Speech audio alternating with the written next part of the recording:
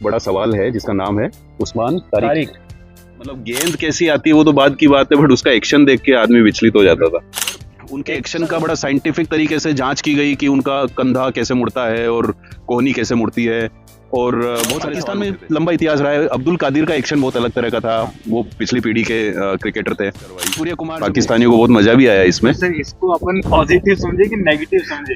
पाकिस्तान है या ट्रेनिंग है? हाँ, पाकिस्तानियों ने तो यही कहा कि डर है, बट आपको पता होगा कि उन्होंने एक बार नॉन स्ट्राइक एंड पे बल्लेबाज आगे गया और उसको आउट कर दिया। और एक ऐसा और ऐसा शायद एक बार नहीं 2-3 बार हुआ। मतलब उनके जैसा 360 डिग्री जो कोई मैं मुझे लगता कोई नहीं खेल सकता।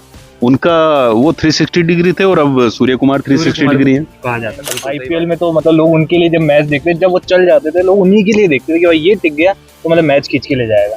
बिल्कुल। उसने एक बड़ी रोचक बात कही इसी उस्मान तारिक को लेके। उन्होंने कहा कि बल्लेबाज भी तो इधर उधर शफल करता है, अपने स्टंप से लेफ्ट चला जाता है, राइट चला जाता है।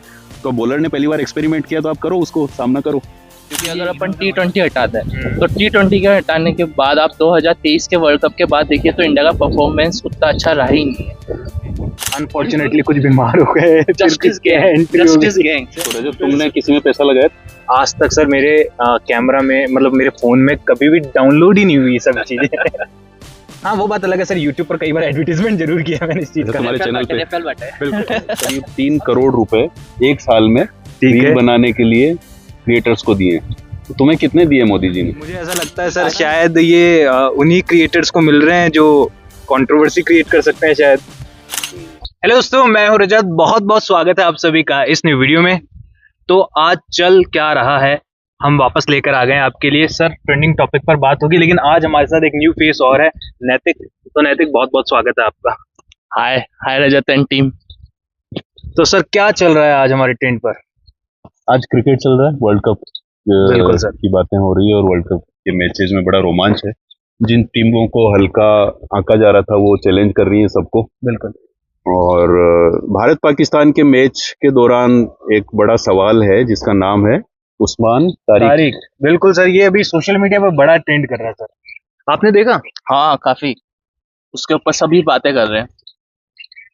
तो खासकर सर वो जो एक्शन को लेकर, वो तो काफी टाइम से चल रहा है सर एक्शन को लेकर। तो बड़ी फिक्र है सर इंडिया वालों को भी कि कैसे झेलेंगे इसको। हाँ, ये बड़ा सवाल है कि कैसे खेलें उस्मान तारिक को। बिल्कुल। इस तरह के बहुत सारे बॉलर आए, लंबा इतिहास है, जो जिनका एक्शन बड़ा टेढ़ा मेढ़ा था और उसको मतलब गेंद कैसी आती है वो तो बाद की बात है, बट उसका एक्शन देख के आदमी विचलित हो जाता था। एक तो सर इसका सबसे बड़ा एग्जांपल तो लक्षित मलिंगा है, जो सक्सेसफुल बहुत ज्यादा रहे हैं। वो तो लीजेंड है। क्योंकि सर मतलब बहुत सारे ऐसे हैं कि जिनके एक्शन जो है वो डिफरेंट थे, लेकिन वो कुछ टाइम आए फिर चले गए, गायब हो गए। लेकिन वो है वो परमानेंट रहे, लंबे टाइम तक परेशान किया उन्होंने बाकी की सारी टीम को। इसका कारण मेरे को एक लगता है कि जिनके बेसिक्स उतने अच्छे नहीं होते, जिनकी स्टाइल ही अलग होती है, केवल स्टाइल होती है। तो बैट्समैन को उनको पढ़ने में शुरू में टाइम लगता है, पर साल भर के अंदर अंदर सारे बैट्समैन समझ जाते हैं कि इनकी टेक्निक क्या है और फिर उस पर वो काम करने लग जाता है। उस्मान से पहले मलिंगा की आपने बात की ना, तो मलिंगा ने जब शुरुआत की थी अपने करियर की तो उनके एक्शन को लेके बहुत बातें हुई, शायद बीच में रोक भी लगी थी उनपे। और उनके एक्शन का बड़ा साइंटिफिक तरीके से जांच की गई कि उनका कंधा कैसे मुड़ता है और कोहनी कैसे मुड़ती है, और बहुत सारे सवाल उठे थे। हाँ, उसके अलावा पाकिस्तान में लंबा इतिहास रहा है। अब्दुल कादिर का एक्शन बहुत अलग तरह का था, वो पिछली पीढ़ी के क्रिकेटर थे। सूर्य कुमार जब नेट्स में प्रैक्टिस करवा रहे थे इंडिया के मैच से पहले, तो सूर्य कुमार ने उस्मान तारिक की तरह बॉल करके अभिषेक को प्रैक्टिस करवाई। पाकिस्तानियों को बहुत मजा भी आया इसमें। सर इसको अपन पॉजिटिव समझे कि नेगेटिव समझे? पाकिस्तान है या ट्रेनिंग है? हाँ, पाकिस्तानियों ने तो यही कहा कि डर है, बट मुझे भी डर ही लगता है क्योंकि अभी पिछले कुछ मैच देखे तो हम स्पिन में बहुत स्ट्रगल किया है टीम ने। अच्छा। हाँ, जो हमारी ताकत होती थी स्पिन, उसमें भारत हमेशा अभी पिछले लंबे समय से स्ट्रगल कर रहा है। उस्मान तारिक को लेके जो हमारे अश्विन जो हैं स्पिनर लीजेंड, उन्होंने वो एक पॉडकास्ट करते हैं, तो उन्होंने कहा वो हमेशा इस चीज के लिए जाने जाते हैं अश्विन कि क्रिकेट के नियमों में रह के कैसे आप अवसर ढूंढें। जैसे आपको पता होगा कि उन्होंने एक बार नॉन स्ट्राइक एंड पे बल्लेबाज आगे गया और उसको आउट कर दिया। और एक ऐसा और ऐसा शायद एक बार नहीं 2-3 बार हुआ। तो कल अश्विन ने अपने पॉडकास्ट में कहा कि भाई नियमों में तो कोई गलती नहीं कर रहा है उस्मान, नियमानुसार ही बॉलिंग कर रहा है, वो अगर रुक रहा है तो इस पे कोई रोक नहीं है। लेकिन उसको डील करने का तरीका ये है कि बल्लेबाज हट जाए, जब हट जाएगा तो अंपायर उसको डेड बॉल कर देगा। गावस्कर ने एक बड़ी रोचक बात कही इसी उस्मान तारिक को लेके। उन्होंने कहा कि बल्लेबाज भी तो इधर उधर शफल करता है, अपने स्टंप से लेफ्ट चला जाता है, राइट चला जाता है, तो बॉलर ने पहली बार एक्सपेरिमेंट किया तो आप करो, उसको सामना करो। सर ये इधर उधर होने वाली बात तो मुझे एबी डिविलियर्स सबसे ज्यादा याद आते हैं, और मैं उनका बहुत बड़ा फैन रहा हूँ एक टाइम पर, और मतलब उनके जैसा 360 डिग्री जो कोई मैं मुझे लगता है कोई नहीं खेल सकता। हाँ, उनका वो 360 डिग्री थे और अब सूर्य कुमार 360 डिग्री है कहा जाता है। बिल्कुल सही बात है।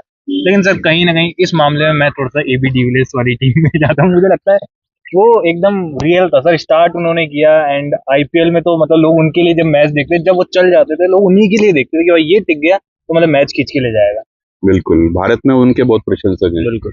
उनसे पहले मतलब बहुत पहले का तो मुझे भी नहीं याद, पर उनसे पहले जब श्रीलंका के एक थे तिलक रत्न दिलशान, वो स्कूप खेलते थे, वो भी जबरदस्त स्कूप, और उन्होंने शुरू करा था स्कूप का। खैर मैं इस बात से सहमत हूँ कि इंडिया की क्रिकेट टीम का भी लेवल बहुत अच्छा है क्या, क्योंकि अगर अपन T20 हटाते हैं तो T20 के हटाने के बाद आप 2023 के वर्ल्ड कप के बाद देखिए तो इंडिया का परफॉर्मेंस उतना अच्छा रहा ही नहीं है। वर्ल्ड कप के बाद 2023 के वर्ल्ड कप के बाद इंडिया का परफॉर्मेंस गिरता ही जा रहा है।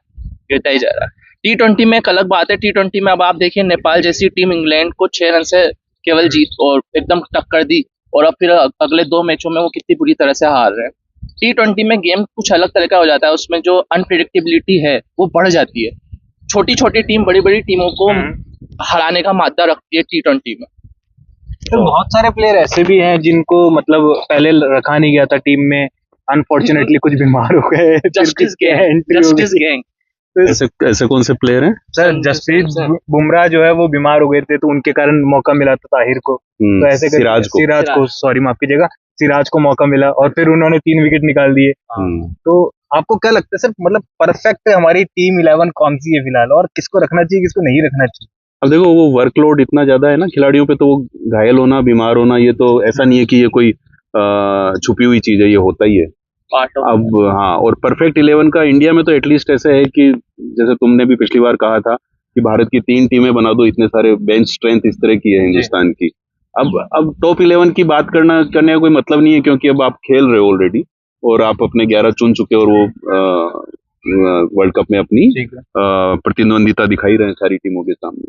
वैसे सर ये टॉप 11 से मुझे तो वो सारे ऐप्स याद आते हैं जिनके एडवर्टीजमेंट भरे रहते थे, पर अब सबको बैन कर दिया है, और बड़े हमारे युवा को मजा भी आता था, पर बहुत सारे लोग परेशान भी हुए इस चीज से। तो रजत, तुमने किसी में पैसा लगाया था? आज तक सर मेरे कैमरा में, मतलब मेरे फोन में कभी भी डाउनलोड ही नहीं हुई सब चीजें। हाँ वो बात अलग है सर, यूट्यूब पर कई बार एडवर्टीजमेंट जरूर किया है मैंने इस चीज का, तुम्हारे चैनल पे। बिल्कुल। अब सर वो क्या है, खेलने वाले करोड़ों लोग हैं, और मैं तो सर बहुत छोटा सा क्रिएटर हूँ। मैं मतलब मुझे तो नहीं लगता मैं कोई सोशल मीडिया पर वो मायने भी रखता हूँ।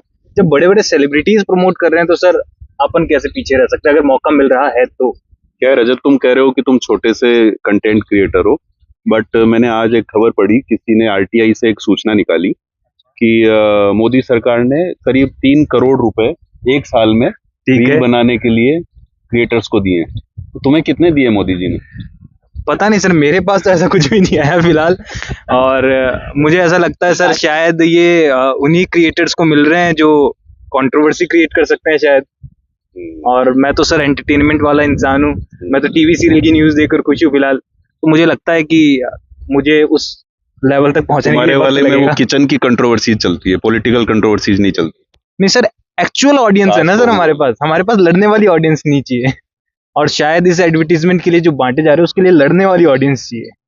लेकिन भारत सरकार, ये बीच में डिबेट भी चली कि जहाँ चाइना जो है स्कूल लेवल पे एआई सिखा रहा है, और हमारे यहाँ बजट में भी प्रावधान किया गया कि भाई हर स्कूल में कंटेंट क्रिएशन लैब खोली जाएगी। अभी बजट में भी आया सर, बजट में ही तो रील बनाना सिखाएंगे। बिल्कुल, तो कितनी अच्छी बात है सर। इसमें मुझे ऐसा लगता है कि पहले जो स्कूलों की हालत खराब है उसे ठीक कर लेनी चाहिए। रील तो बाद में बनाई जा सकती है और बच्चे खुद भी बना लेंगे, क्योंकि आजकल सबसे पहली चीज बच्चों को स्मार्टफोन चाहिए होता है। और हमारी जो इमेजिनेशन थी सर एआई को लेकर, वो तो मतलब मुझे लगता है बहुत डाउन लेवल पर फिलहाल। हम सोच रहे थे कि इस टाइम तक रोबोट चलने लग जाएंगे हमारे देश के अंदर, क्या कुछ हो जाएगा, पर अभी जो मैं इंस्टाग्राम खोलता हूँ तो मेरे तो पूरी फीड सर इस एआई से भरी हुई है। और मैं वीडियो देखता हूँ कि आपने शायद देखा हो, उसमें जड़ी बूटियां जो है एआई के रूप में आती है कि मेरा यूज कर ले, ये फायदा हो जाएगा, वो हो जाएगा। देखिए आपने ऐसी रील? हाँ, तो ये बड़ी चल रही है सर अभी फिलहाल। टमाटर की भी। हाँ, टमाटर के फायदे टमाटर खुद बता रहा है सर एआई बनकर। कितनी अच्छी बात है। ये तो अच्छी बात है। अच्छी बात है सर, पहली बार कोई अच्छा उपयोग देखने को मिला है। बट ऑन सीरियस नोट, अभी एआई पे एक बड़ा, एलन मस्क ने एक पॉडकास्ट किया, एक स्टार्टअप है जीरोधा, और उसके फाउंडर है निखिल कामत। तो उनको एलन मस्क ने जब उनको दो पूर्वानुमान दिए, दो प्रेडिक्शन उन्होंने भविष्य के बताए। ठीक है। पहला तो ये कि मानव सभ्यता के सामने बड़ा खतरा होने वाला है, क्योंकि जन्म दर सारे देशों में कम हो रही है। साउथ कोरिया में 0.7 हो गई है। बहुत सारे देश इंसेंटिव दे रहे हैं बच्चे पैदा करें, परिवार बढ़ाएं इस पर।